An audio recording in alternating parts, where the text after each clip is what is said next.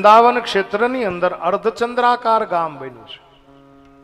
વચ્ચે નંદાલય છે, અને ચારે બાજુ છે બે છેડા છે, અને બંને છેડે આજ લોકોએ વસવાટ કર્યો છે. એની પાછળનું કારણ એ અર્ધચંદ્રાકાર એટલા માટે કે ભગવાન કૃષ્ણના સવાર થતાની સાથે તમામ લોકો દર્શન કરી શકે.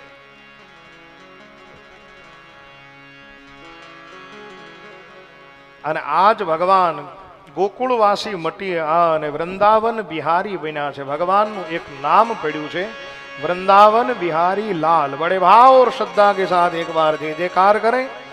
बोलिए वृंदावन बिहारी लाल की जय. वृंदावन ની અંદર ભગવાન પૌગંડા અવસ્થાની અંદર આવ્યા છે. પૌગંડા અવસ્થા એટલે શું? બોલે 6 થી 10 વર્ષની જે ઉંમર છે ને એને પૌગંડા અવસ્થા કહેવાય છે.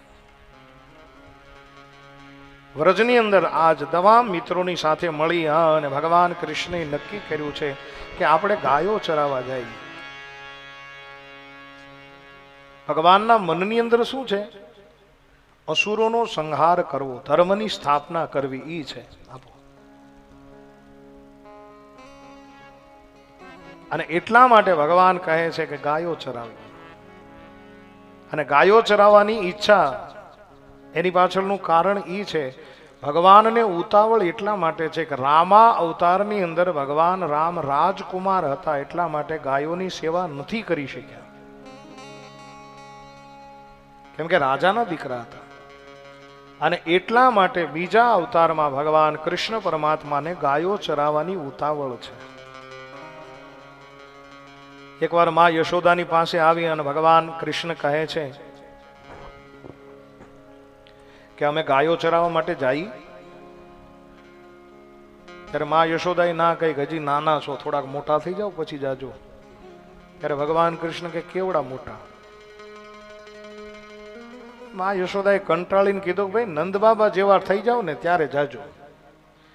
ત્યાં કૃષ્ણએ કીધું કે નંદ બાબા કેવડા છે? માં યશોદા કંટાળીને, ભાઈ નંદ બાબાને દાઢી છે, નંદ બાબાને મૂછ છે, જ્યારે દાઢી મૂછ આવી જાય ને પછી જાજો. ભગવાન કૃષ્ણ પરમાત્મા રસોડાની અંદર ગયા છે. તાવડીની અંદર જે પેલી મેષ હોય ને એ મેષને લઈ અને દાઢી બનાવી, મૂછ બનાવી. હા, અને ભગવાન કૃષ્ણ માં યશોદાની આગળ જઈ અને કહે છે કે હે માં, જો હવે લાગુ છું ને નંદ બાબા જેવો. માં યશોદાએ આ વાતને ગંભીરતાથી લીધી. હા, અને સાંજના સમયે વાત કરી છે નંદ બાબાને કે આજ મેં કૃષ્ણને ગાયો ચરાવવાની ના કહી ના, ત્યારે કૃષ્ણ મૂછ અને દાઢી બનાવી અને મારી પાસે આવી અને આવી ચેષ્ટા કરી. મને એવું લાગે છે કૃષ્ણને ગાયો ચરાવવા જવું છે. નંદ બાબા આપની આજ્ઞા હો તો હું એમને હા કહું. ત્યારે નંદ બાબાએ વચગાળાનો રસ્તો લીધો કે દેવી, ગાયોને મોટા શિંગડા હોય, અને બાળકો નાના છે, કદાચ ગાયો ચરાવવા જાય તો એમને શિંગડા મારી દે. એટલા માટે એક કામ કરો, ગાયો નહીં પણ નાના નાના વાછરડાઓ છે ને એ ભલે ચરાવવા જતા. ભગવાન કૃષ્ણને વાછરડા ચરાવવાની રજા મળી છે. અને એ જ દિવસે રાત્રિ આખી ભગવાનને નીંદર ન આવી, વહેલી સવારે ગૌશાળાની અંદર જઈ અને બધા વાછરડાને છોડ્યા છે. ભગવાને હાથની અંદર લાઠી છે. બલદાવજી મહારાજને કહે છે કે ચાલો ભૈયા, આજ આપણે ગાયો ચરાવવા જવાનું, વાછરડા ચરાવવા જવાનું. એટલો બધો હરખ, એટલો બધો આનંદ ભગવાનને. અને વાછરડાને લઈ મિત્રોની સાથે આજ ગાયોના વાછરડા ચરાવવા માટે જાય.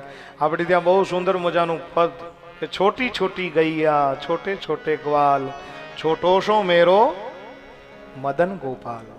આજ ભગવાન મદન ગોપાલ બની અને ગાયોના વાછરડા ચરાવવા માટે ગયા છે.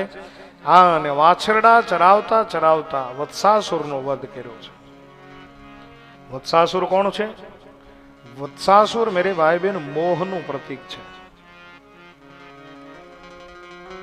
આ કથાનું આધ્યાત્મ દર્શન જો આપણે કરવું હોય તો આધ્યાત્મ દર્શન એ રીતે કરી શકીએ કે ભગવાન 6 થી 10 વર્ષની ઉંમરના છે, અને 6 થી 10 વર્ષની અંદર કોઈ આપણને મોહ ન હોય. મોહને મારવું, વત્સાસુરને માર્યો છે, મોહ ન થવો જોઈએ. ફરી એક વખત વાછરડા ચરાવવા માટે જાય છે. કંસે એક ઓર રાક્ષસને મોકલ્યો, નામ છે એનું બકાસુર. ચાંચને પોળી કરી અને બેઠો છે. ભગવાન કૃષ્ણે સુંદર મજાની લીલા કરી અને એ બકાસુરને પણ માર્યો છે. મેરે ભાઈ બેન, બકાસુર છે એ દંભનું પ્રતીક છે. જીવનની અંદર દંભ ન હોવો જોઈએ. તમે જોજો બગલા નહીં, તે બગલો શિકાર માટે જયારે હોય ને નદીમાં બેઠો આમ ઊભો હોય ને એ આમ એક પગે ઊભો હોય. આપણને એમ લાગે આ મોટી તપસ્યા કરે છે,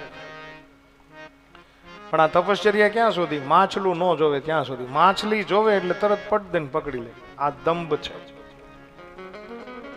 જીવનની અંદર દંભ ન હોવો જોઈએ. એટલા માટે ભગવાન કૃષ્ણ પરમાત્માએ બકાસુરને માર્યો છે.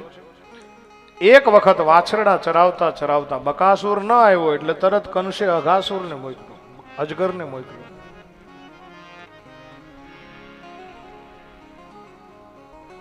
અને અજગરને મોકલી અને અજગરના મુખની અંદર આજ તમામ ગોવાળિયાઓ પ્રવેશ કર્યો. ભગવાન કૃષ્ણ પરમાત્માએ પણ પ્રવેશ કર્યો અને સુંદર મજાની ઐશ્વર્ય લીલા કરી અને ભગવાને ગોવાળિયાઓને બચાવ્યા છે. અઘાસુરને માર્યો છે. અઘાસુર શું છે? બોલે અઘાસુર આધ્યાત્મ દ્રષ્ટિની અંદર પાપ છે. ટૂંકમાં કહું તો વત્સાસુર, બકાસુર અને અઘાસુરને ભગવાને માર્યા એટલે મોહ, દંભ અને પાપને માર્યા છે.